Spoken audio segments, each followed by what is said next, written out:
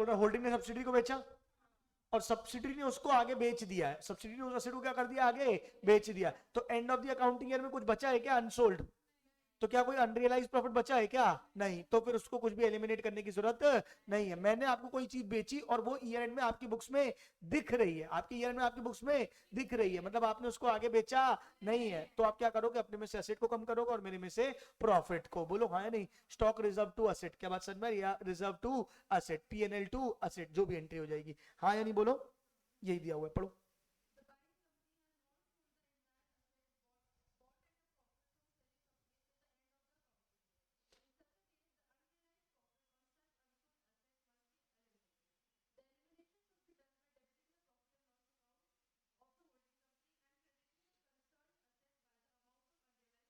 मतलब PNL to asset, entry क्या हो जाएगी?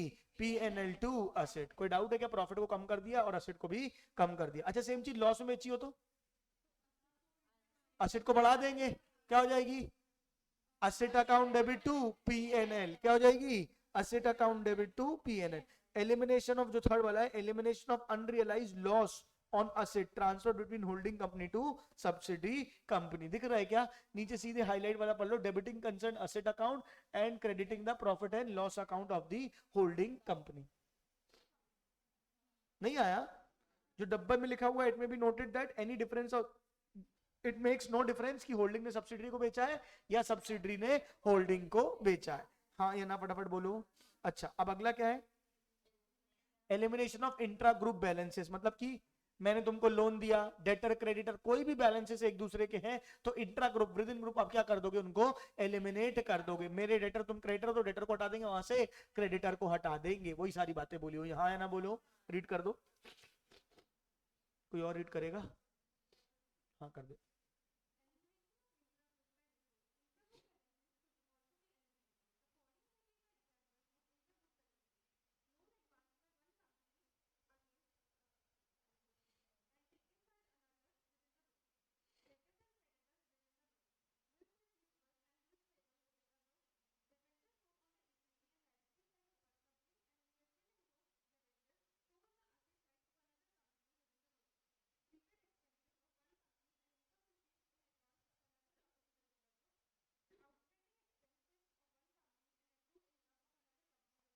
समझ गए क्या?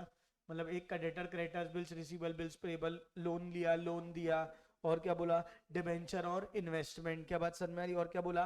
प्रीपेड एक्सपेंस और अक्रूड इनकम, ए प्रीपेड एक्सपेंस और इनकम रिसीव्ड इन एडवांस, और आउटस्टैंडिंग एक्सपेंस और अक्रूड इनकम। ये सब क्या रहेगा? इंटर कंपनी बैलेंसेस अगर है तो इनको क्या कर देंगे? एलिमिनेट कर देंगे। हाँ या नहीं? सो रही हो क्या? आया समझ में? आया? वही बेसिक बेसिक बातें हैं। अच्छा अगला क्या है? Adjustment of remittance in transit, ये रीड कर दो एक बार।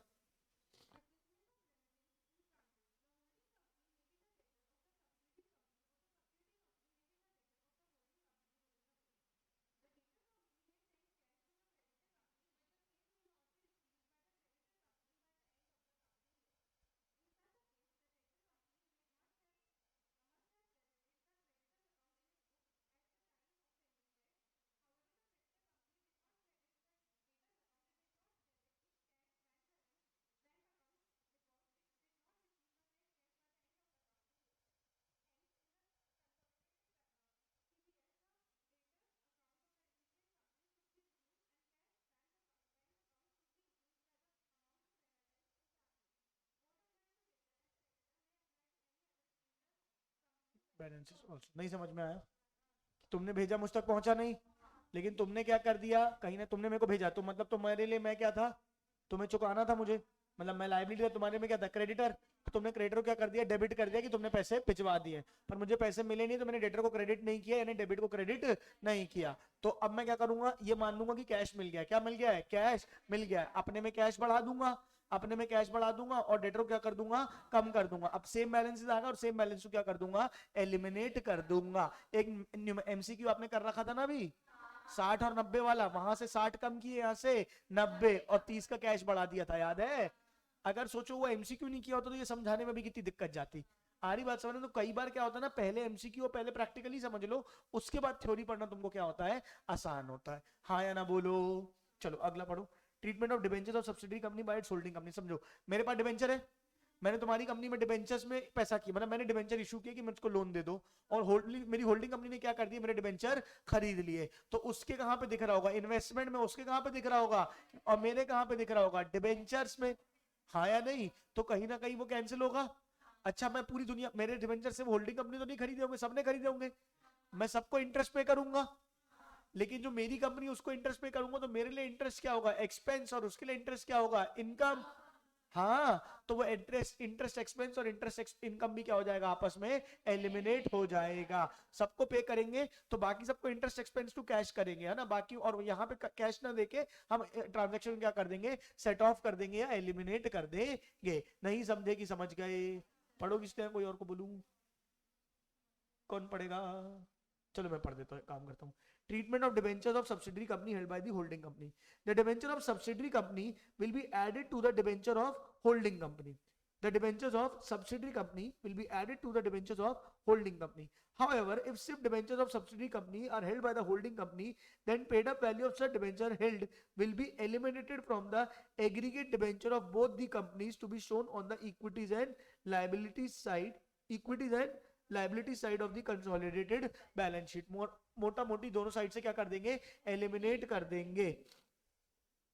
Further the cost of investment of holding company in such debentures Further, the cost of investment of holding company in such debentures will be eliminated from the aggregate investment to be shown on the asset side of the consolidated balance sheet. मतलब वहां से debenture से हटा दिया और यहाँ से asset से यानी कि इन्वेस्टमेंट से हटा दिया, हाँ या नहीं?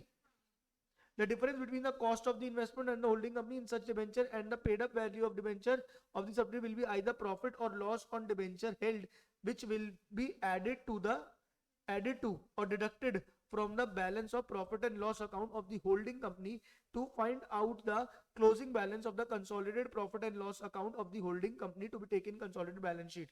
For this purpose, the cost of investment in debentures is more than the paid up value of debenture. The difference between the two is loss, and the reverse, the difference between the two is profit. क्या बोला इनने? जरूरी है कि debenture जितने के उतने में ही खरीदे, हो सकते ज्यादा में खरीदे हो। जैसे वहां पे आपने इन्वेस्टमेंट ज्यादा दिया था तो गुडविल और कैपिटल रिजर्व दिखा रहे थे, आपने 10 लाख की चीज 12 में खरीदी तो 2 लाख के दिखा रहे थे, गुडविल और कैपिटल। वैसे यहाँ पे डिबेंचर जितने के वहां से एलिमिनेट हुए और यहाँ पे इन्वेस्टमेंट किसकी दिख रही है, ज्यादा की। नहीं आ रही बात समझ में? तुम्हारे डिबेंचर लायबिलिटी साइड कितने के, 2 लाख के, और मेरे इन्वेस्टमेंट में कितने दिख रहे हैं, 2.5 लाख के। मैंने महंगे खरीदे, प्रीमियम में खरीदे हैं, कुछ खरीदा है, बोलो हाँ। नहीं, तुम्हारे 2 लाख के डिबेंचर एलिमिनेट हो रहे हैं, मेरे कितने के दिख रहे हैं, 2.5 लाख के। तो वहां से 2 लाख एलिमिनेट होगा, यहां से 2 लाख एलिमिनेट होगा। जो 50,000 एक्स्ट्रा है वो क्या है बेटा, लॉस। अगर ज्यादा दिए तो क्या है, लॉस, कम दिए तो क्या है, प्रॉफिट। जो वहां पे गुडविल और कैपिटल रिजर्व ट्रीट होता था, जो वहां पे क्या ट्रीट होता था, गुडविल और कैपिटल रिजर्व, यहाँ पे प्रॉफिट और लॉस ट्रीट होगा, हाँ या नहीं? फटाफट बोलो, पक्का? बहुत ज्यादा इसमें फंसने की जरूरत तुमको नहीं है, एमसीक्यू तुम कर चुके हो, हाँ या ना? बोलो, अरे हाँ बोलो भाई,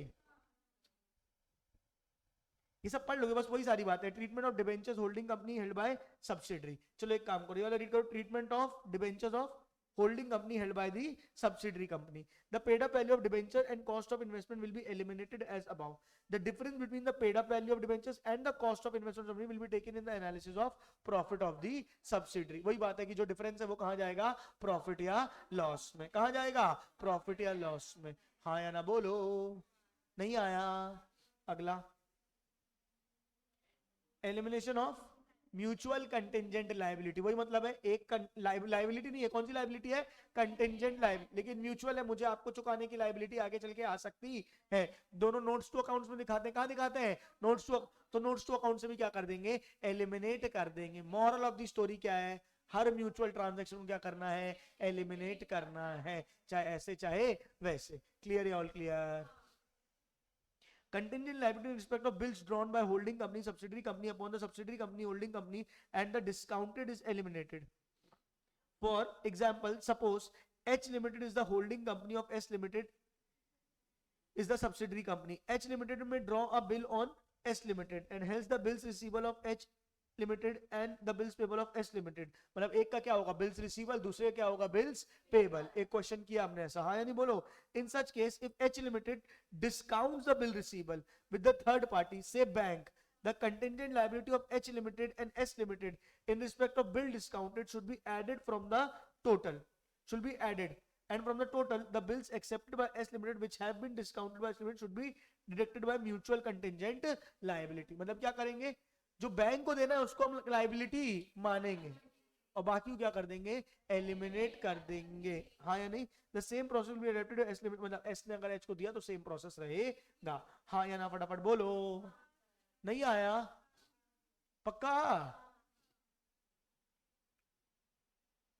contingent liability for CBS, the total contingent liability, total contingent liability is internal contingent liability, that is a contingent liability which exists only between the holding company and subsidiary company. definition दी है इन लोगों ने contingent liability की, जो internal रहती है, एक को दूसरे से एडजस्ट करनी पड़ती, हाँ या नहीं, ये रीड कर लेना पूरा.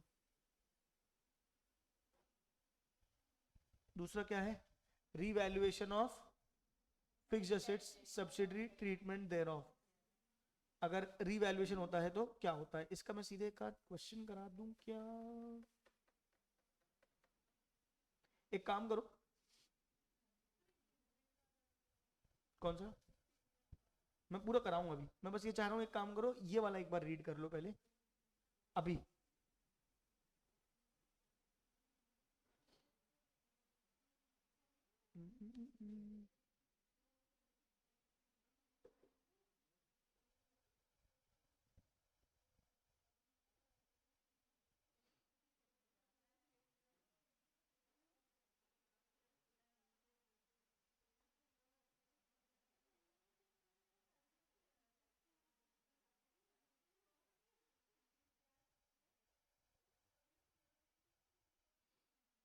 चलो, अगर रीवैल्यूएशन होता है, क्या होता है, रीवैल्यू, तो इंक्रीज या decrease in the value of depreciation होता है. क्या होता है, इंक्रीज या decrease in the value of depreciation.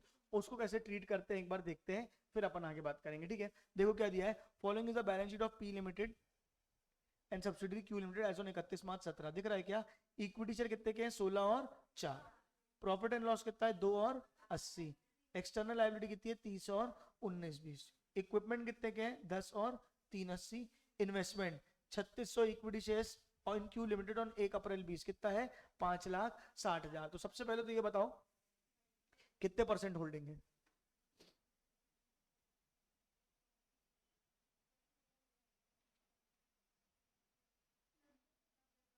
कितने परसेंट होल्डिंग है, 90%. कैसे निकाले 90%, 4 लाख डिवाइडेड बाय 100 तो कितने शेयर्स हुए, 4,000. कितने शेयर्स हुए, 4,000. आपके पास कितने हैं, 3600, यानी आपके पास कितने परसेंट होल्डिंग है, 90%. कितने परसेंट होल्डिंग है, 90%. किसी को कोई डाउट है क्या यहाँ तक.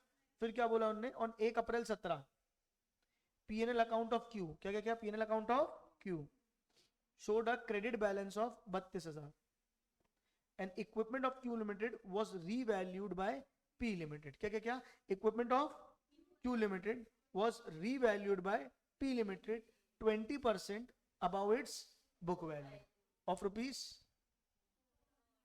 यानी ये ओपनिंग की बात कर रहा है, कब की, 1 अप्रैल 17 की. कब की बात कर रहा है, 1 अप्रैल 17. ये बैलेंस शीट आपको कब दी हुई है, 31 मार्च 17. कुछ डेट में इसमें दिक्कत लग रही है मेरे को, ऑन 1 अप्रैल 17. चलो देखते हैं. अभी ये मान के चलो ओपनिंग बैलेंस कितना है बैलेंस शीट का, एसेट कितना बता रहा है, 4 लाख. कितना बता रहा है, और उसको 20% about it's book value value किया है. 20% अबाउट इट्स बुक वैल्यू क्या किया है, वैल्यू, यानी कितने से रिवैल्यू किया, 4 लाख का 20%, कितने से, 80,000. हमको क्या दिखाना है इसमें उसको, But no such adjustment affected in the books of Q Limited. Prepare the consolidated balance sheet on 31 March 17. हमको consolidated balance sheet दिखानी है. एक सेकंड रुक जाना.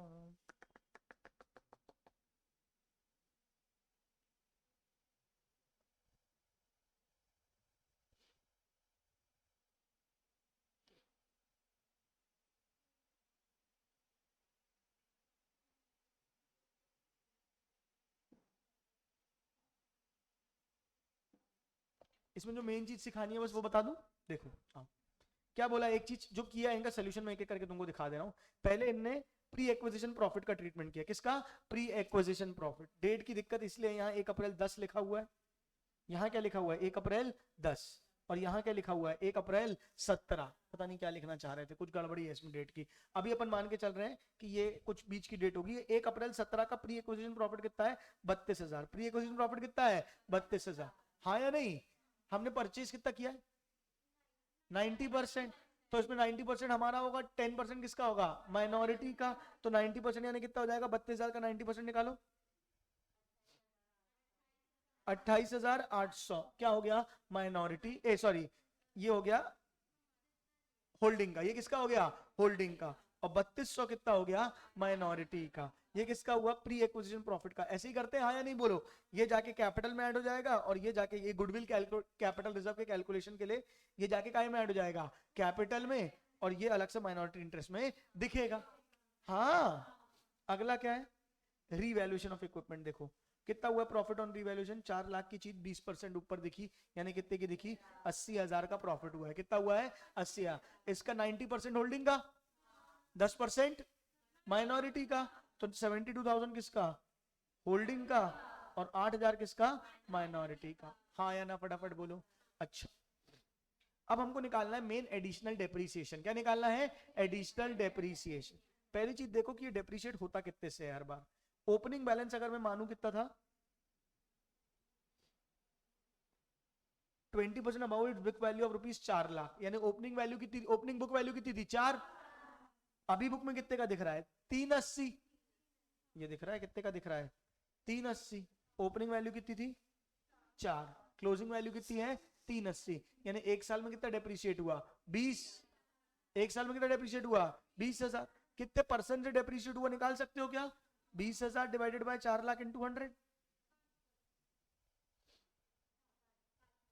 यानी डेप्रीसिएशन का रेट कितना है 5%। हाँ अभी हमने एसेट को कितने से रिवैल्यू किया है 4 लाख में 20% ऊपर, अरे 4 लाख में 20% यानी कितने से रिवैल्यू किया है 80,000 से, कितने से रिवैल्यू किया है, इस 80,000 पे कितना एडिशनल डेप्रीशिएशन लगेगा 5%, अरे डेप्रीशिएशन का रेट कितना है 5%, ये 80,000 से बड़ा है तो एडिशनल डेप्रीशिएशन कितना आएगा 80,000 का 5%, कितना आएगा बताओ मेरे को, कितना आएगा 4,000, ये देखो 80,000 का 5% कितना आ जाएगा 4,000। हाँ या ना फटाफट बोलो पक्का। बाकी इन्हें पूरा पोस्ट एक्विजिशन प्रॉफिट निकाला है 80 का 90%, और ये पूरा इनने वही पूरा कैलकुलेशन किया हुआ है कॉस्ट ऑफ कंट्रोल का। मेनली तुमको मुझे ये बताना था कि एडिशनल, क्योंकि तुमको पूरा इतना बड़ा क्वेश्चन एग्जाम में करने नहीं आएगा, तुमको सिर्फ क्या आएगा एडिशनल डेप्रिसिएशन कैलकुलेट करने, या तो फिर वो कॉस्ट ऑफ कंट्रोल और माइनॉरिटी इंटरेस्ट निकालने, वो तुम वैसे ही निकालोगे जैसे तुम निकालते थे। हाँ या ना फटाफट बोलो। नहीं आया। मेनली एडिशनल डेप्रिसिएशन कैसे निकाला हमने, डेप्रिसिएशन का रेट निकाला, क्या निकाला डेप्रिसिएशन का रेट। जैसे हमने देखा 4 लाख से कितना हो गया था 380, 4 लाख से कितना हो गया था 380, कितने से डेप्रिशिएट हुआ 20 से, कितने से डेप्रिशिएट हुआ 20। अब ये 20,000 का डेप्रिसिएशन कितना परसेंट है 5%, यानी एडिशनल जितने से रिवैल्यूएशन हुआ, जितने से क्या हुआ है उस पर भी क्या लग जाएगा एडिशनल डेप्रिसिएशन, यानी कितना लग जाएगा 5%। हाँ यानी बताओ 80,000 का 5%, कितना 80,000 का 5%। हाँ या नहीं आया समझ में। मुझे लग रहा है इतना बड़ा क्वेश्चन करने से अच्छा सीधे सीधे तुम काय में दिमाग लगाओ अपने एमसीक्यूज में, काय में दिमाग लगाओ एमसीक्यूज में। चलो डिविडेंड का फंडा बोलूं, डिविडेंड का। हेलो हेलो हेलो सुन रहे हो तुम लोग, जा रहा है अंदर। ये थोड़ा सा है ही ऐसा, क्या बात समझ में आ रही है टॉपिक, ठीक है क्या। मेनली एमसीक्यूज निपटाओ जितने निपटा सकते हो, एक शीट और दे दूंगा उसको भी निपटाओ, उसके बाद जहां फंसोगे वो वाले टॉपिक्स पूछ लेना, क्या बात समझ में आ रही है। क्योंकि ये चैप्टर मैंने पहले बताया था ये फुल फ्लेजेड करने वाला चैप्टर है, या तो बिठा के इसकी एक एक चीज अपन बैठ के करें, लेकिन उतना सेंस नहीं है क्योंकि एमसीक्यू तुमने अभी देखे कैसे आ रहे हैं। ठीक है आज मैं तुमको होमवर्क दूंगा, क्या होमवर्क दूंगा, इस शीट के सारे एमसीक्यूज और ये कंसोलिडेशन वाली शीट के सारे एमसीक्यूज, थ्योरी प्रैक्टिकल सब, और एक एडिशनल शीट कंसोलिडेशन की और दे दूंगा, उसमें जितने क्वेश्चन में डाउट्स आएंगे वो सारे क्वेश्चन अपन बैठ के मंडे को डिस्कस कर लेंगे। क्या बोलते हो चलेगा क्या, अरे हाँ ना बोलो यार। ठीक है डिविडेंड क्या होता है, मिल रहा है शेयर होल्डर्स को, बोलो हाँ नहीं शेयर होल्डर्स क्या मिल रहा है, मिल रहा है होल्डिंग से सब्सिडरी को मिलेगा, क्योंकि सब्सिडरी अगर डिविडेंड देगी तो सब्सिडरी से होल्डिंग को मिलेगा। मैं होल्डिंग कंपनी, मैं कौन सी कंपनी हूँ होल्डिंग, मेरे इसके पास 60% शेयर है, मेरे पास इसके पास क्या है 60%। अगर ये डिविडेंड डिक्लेयर करती है तो जनता को भी डिविडेंड डिक्लेयर देगी और मेरे को भी डिविडेंड देगी, ये इंटर कंपनी डिविडेंड है, बोलो हाँ या नहीं। इसका ट्रीटमेंट क्या होगा देखते हैं अपन एक बार, ठीक है। Treatment of dividend received, Such dividend received may be either final dividend for the previous year paid by the subsidiary during the current year or interim dividend paid by the company for the current year during the current year. The point may be explained as under. दो प्रकार के dividend होते हैं। ओए मुंडू dear को state बैठो theory पढ़ लो। दो प्रकार के डिविडेंड होते हैं, कौन कौन से? इंटरिम और फाइनल। इंटरिम क्या होते हैं? साल के बीच के। फाइनल क्या होते हैं? साल के अंत। अगर मान के चलो कंपनी पिछले साल के प्रॉफिट से डिविडेंड बांट रही है तो वो पूरा प्री एक्विजिशन डिविडेंड है। हाँ, और अगर मान के चलो कंपनी इस साल के प्रॉफिट से डिविडेंड बांट रही है तो जितना साल भर का प्रॉफिट है, जितना साल भर का प्रॉफिट है, मंथ वाइज प्रोपोर्शनेट करेंगे जैसे करते थे। साल के बीच में खरीदा, साल भर का डिविडेंड मिला है। 3 महीने में आपने खरीदा तो पहले 3 महीने का प्रॉफिट क्या होगा? Pre acquisition dividend. और बाद क्या होगा? Post acquisition dividend. बोलो हाँ या नहीं? अच्छा, कंपनी का इस साल का प्रॉफिट 1 लाख है, कंपनी का इस साल का प्रॉफिट 1 लाख और कंपनी डिविडेंड में 1.5 लाख बांटा है। मतलब 1 लाख किसका है? इस साल का, और 50,000 क्या है? पिछले साल का। जो पिछले साल का होगा वो क्या हो जाएगा? Pre acquisition. वो सब क्या हो जाएगा? Pre acquisition. नहीं समझे क्या? रीड करते हैं, क्लियर होगा एकदम मेरी बातों को मैं क्या बोलना चाह रहा हूं। Nature of dividend received. The dividend received from subsidiary company will be either capital dividend or revenue dividend. What is capital dividend? Pre-acquisition dividend. क्या? Pre-acquisition dividend is capital dividend. Meaning of capital dividend and revenue dividend. Capital dividend means the dividend which is received out of pre-acquisition profits of the subsidiary. Revenue dividend means the dividend received out of the post-acquisition profit of the company. हाँ या ना फटाफट बोलो। नहीं आ रहा है समझ में? अब ये है क्या चीज, इसको प्रैक्टिकली समझो। बोलू? सुन रहे हो? ये सब्सिडरी कंपनी है, मैं होल्डिंग कंपनी। आज जब मैं सब्सिडरी को एक्वायर करने जा रहा हूं, इसको इसके शेयर्स के जो पैसे दे रहा हूं, क्या इसकी कंपनी की बैलेंस शीट को चेक करूंगा? हाँ, जब मैंने इसकी को सब्सिडरी को एक्वायर करने गया तो इसकी बैलेंस शीट चेक करी और देखा इसकी इतनी इक्विटी है, इतना रिजर्व्स है, इतना प्रॉफिट है, फलाना है, ढिमकाना है। उस बेसिस में मैंने इसके शेयर की एक वैल्यू निकाली और तब मैंने इसके शेयर के पैसे दिए। तो जब मैंने इसको शेयर के पैसे दिए, इसे 60% एक्वायर किया है इसको, तो जो इसको पैसे दिए तब इसका प्रॉफिट, रिजर्व सब कुछ देख चुका हूं मैं, उस हिसाब से पैसे दिए। यानी एक तरीके से मैं उन सबको कंपनसेट कर चुका हूं। हाँ या नहीं बोलो? नहीं आया बात समझ में? अब मैंने जैसे ही खरीद लिया, उसके अगले दिन ये कंपनी क्या बांट रही है? डिविडेंड। भले ये कंपनी मेरे को डिविडेंड बांट रही है, मेरे को पैसा मिल रहा है, लेकिन क्या मुझे कुछ एडिशनल पैसा मिल रहा है या ये पैसा मैं ऑलरेडी इसके लिए पे कर चुका हूं? इसके लिए ऑलरेडी पे कर चुका हूं, इसलिए उसको क्या बोल रहे हैं? Capital dividend. क्या बोल रहे हैं? Capital dividend. कैपिटल नेचर का है, मेरे असेट को ये जाके मेरे असेट में ऐड होगा। एक तरीके से ये पैसा मैंने क्या किया हुआ है? चुकाया हुआ है। ये पैसा मैंने क्या किया हुआ है? चुकाया हुआ है असेट को खरीदने के लिए। हाँ या नहीं फटाफट बोलो? एक्स इंटरेस्ट कम इंटरेस्ट पढ़ा था ना अपन ने कि जो डिबेंचर खरीद रहे हैं उसमें ऑलरेडी क्या है? इंटरेस्ट की वैल्यू जुड़ी हुई है। हाँ, तो इसीलिए इसको कौन सा डिविडेंड बोल रहे हैं? Capital dividend. हाँ या नहीं बोलो? अब उसके बाद अगर कंपनी कुछ प्रॉफिट कमाती है और मेरे को डिविडेंड बांटती है तो वो मेरी एक्स्ट्रा कमाई है, क्योंकि मैंने उसके लिए पैसे अभी नहीं भरे। नहीं आई बात समझ में? तो वही बोला है, capital dividend means dividend which is received out of pre acquisition profits out of the subsidiary. Revenue dividend means the dividend received out of post acquisition profits of the subsidiary. When information is given in the problem as to out of which profits dividend has been paid by the subsidiary, the amount of capital dividend and revenue dividend may be easily determined. मतलब जब बता दिया कि ये जो dividend बांट रहे हैं वो पुराने प्रॉफिट से बांट रहे हैं, तो ऑब्वियस सी बात है कौन सा डिविडेंड है? कैपिटल। और बाद से बांट रहे हैं तो रेवेन्यू। बोलो हाँ नहीं? लेकिन अगर जब कंपनी बता ही नहीं रही क्या कि कौन सा डिविडेंड है, कैपिटल है कि रेवेन्यू, तब हम बाइफरकेट कैसे करेंगे वो हमको सीखना है। ठीक है क्या? साइड हेडिंग पढ़ो। What to do if information as to out of which profits dividend is paid is not given in the problem. Question ये नहीं बता रहा कि कौन सा डिविडेंड है, रेवेन्यू है कि प्रॉफिट। अब वही कैसे चेक करोगे?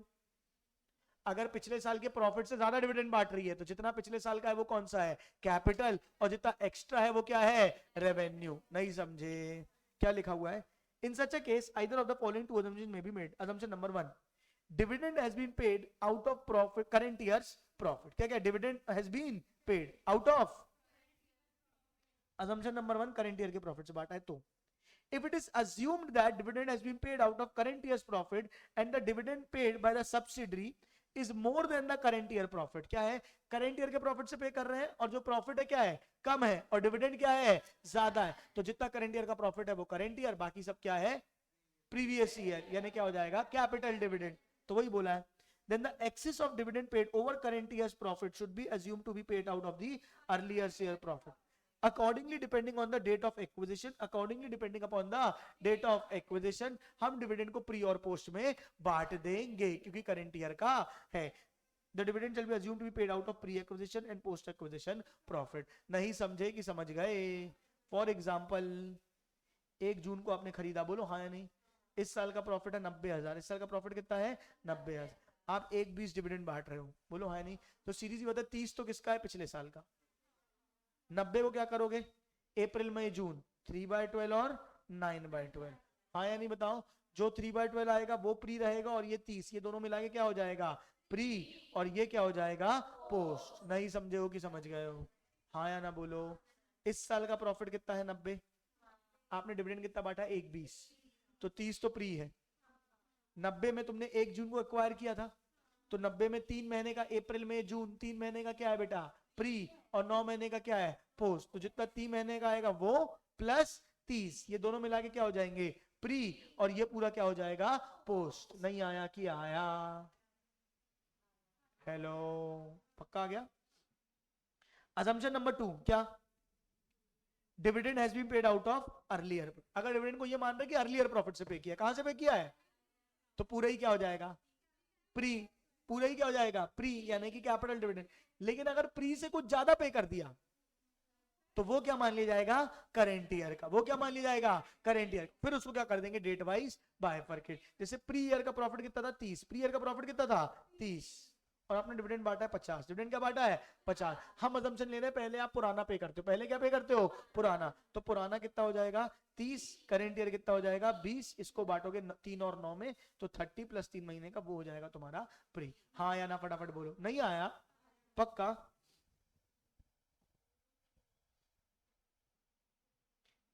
ट्रीटमेंट पढ़ रहा हूं अब. Treatment of capital dividend. क्या पढ़ रहा हूं? Treatment of capital dividend. Capital dividend received by the holding company is deducted from its cost of investment in the equity shares of the subsidiary company while computing goodwill or capital reserve. यही तो मैं बोल रहा था. नहीं आई बात समझ में? जैसे फॉर एग्जांपल मैंने इसके शेयर्स खरीदे 1.5 लाख के. कितने के? अब मैं गुडविल और कैपिटल रिजर्व निकाल रहा हूं और उस बीच में मेरे को 30,000 रुपए कंपनी ने क्या दे दिया है? डिविडेंड दे दिया है. Capital dividend. कितना दे दिया है? कैपिटल. तो एक्चुअली मैंने कितने पे किए? 1.5 की 1/20, क्योंकि 30 तो मुझे वापस मिल गए ना. जितना कैपिटल डिविडेंड मिलेगा उसको आप क्या करोगे? कॉस्ट ऑफ इन्वेस्टमेंट से लेस करोगे. कॉस्ट ऑफ इन्वेस्टमेंट से लेस करोगे for the purpose of calculation goodwill and capital reserve. नहीं आया? अभी तक गुडविल कैपिटल कैसे निकाल रहे थे? वो इक्विटी शेयर कैपिटल रिजर्व उसका 70% ले रहे थे. हाँ, प्लस जितना पे किया है माइनस कर गुडविल कैपिटल निकाल रहे थे. अभी वही करोगे. इक्विटी शेयर कैपिटल रिजर्व ले लोगे, उसका 70% लोगे माइनस जितना पे किया है. लेकिन जितना पे किया है उसमें से माइनस कर दोगे पहले क्या? Capital dividend. क्या माइनस कर दोगे? Capital dividend. जो बचा हुआ आएगा वो डिफरेंस होगा तुम्हारा गुडविल और capital reserve. Moral of the story, capital dividend will be deducted from the cost of investment. From the cost of investment. हाँ या नहीं? However, if capital dividend received by the holding company is already credited to its P&L account, अगर already आपने क्या कर दिया? आपने ध्यान ही नहीं दिया कि वो कैपिटल डिविडेंड है, इन्वेस्टमेंट से कम ना करके आपने उसको क्या कर दिया? प्रॉफिट एंड लॉस में क्रेडिट कर दिया. प्रॉफिट एंड लॉस में क्रेडिट कर दिया तो प्रॉफिट एंड लॉस से हटाओगे और कहां पे डालोगे? इन्वेस्टमेंट में. इन्वेस्टमेंट की वैल्यू को कम करोगे. हाँ, एंट्री क्या हो जाएगी? P&L to investment. क्या हो जाएगी? P&L to investment. प्रॉफिट को कम करोगे, P&L को डेबिट करोगे और इन्वेस्टमेंट जो बढ़ के दिख रहा है उसको भी क्या करोगे? कम. आया समझ में? The same will be rectified by the holding company by debiting it's P&L account and crediting it's investment account in equity shares in subsidiary company. हाँ यानी ये इंपॉर्टेंट था. हाँ या ना फटाफट बोलो. Capital dividend receive by minority interest requires no treatment. Minority को कैपिटल मिला, रेवेन्यू मिला, सब बराबर है, कोई दिक्कत की बात नहीं है. देखो मैं सीधे फंडा बता दूं. ये बैलेंस शीट है. Holding subsidiary, holding subsidiary. Clear है क्या? अब यहां पे दिख रही है इन्वेस्टमेंट. यहां पे क्या दिख रही है? इन्वेस्टमेंट. होल्डिंग की है 10 लाख. होल्डिंग कितनी है? 10 लाख. यहाँ सब्सिडरी की इक्विटी वगैरह जो होगी, रिजर्व वगैरह होगा, सब कुछ होगा. बोलो हाँ नहीं? अब आपको 2 लाख का कैपिटल डिविडेंड मिला. आपको 2 लाख का क्या मिला है? Capital dividend. Number of shares कितने भी खरीदे हो, कॉस्ट कितनी मानी जाएगी? 10. -2 कितनी मानी जाएगी? 8 लाख। क्या मानी जाएगी? 8 लाख। यानी इन्वेस्टमेंट को क्या करना है? कम। इन्वेस्टमेंट